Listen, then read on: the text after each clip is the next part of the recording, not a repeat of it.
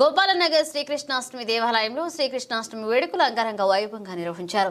స్థానిక గోపాలనగర్ 2వ వార్డు శ్రీకృష్ణస్వామి దేవస్థాన దేవాలయంలో శ్రీకృష్ణాష్టమి వేడుక కమిటీ అధ్యక్షులు వకుర్తి సత్యనారాయణ సత్యబాబు ఆధ్వర్యంలో ఘనంగా నిర్వహించారు.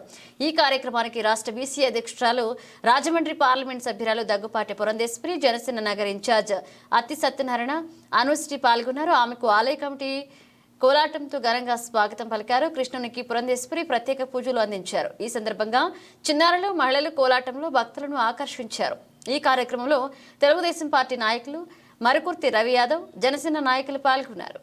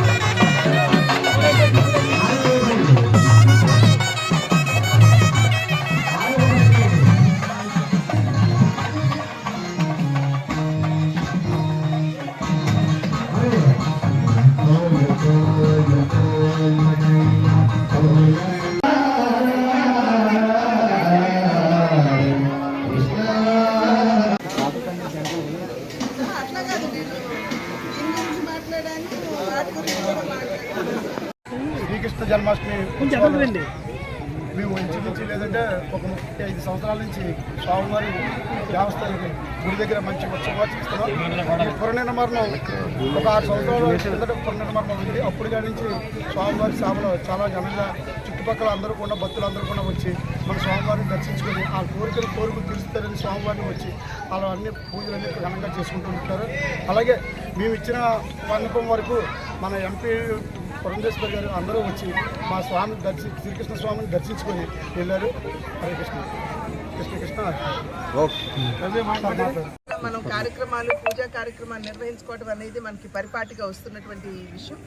అయితే నిజంగా కృష్ణుడి నుండి స్ఫూర్తి చెందుతూ మనం ఏమి నేర్చుకోవాలి అనేటువంటి అంశం మీద కేవలం మనం దృష్టి కేంద్రీకరించడం మాత్రమే కాకుండా మన బిడ్డలకు కూడా తెలియజేయవలసినటువంటి అవసరం చాలా ఉంది.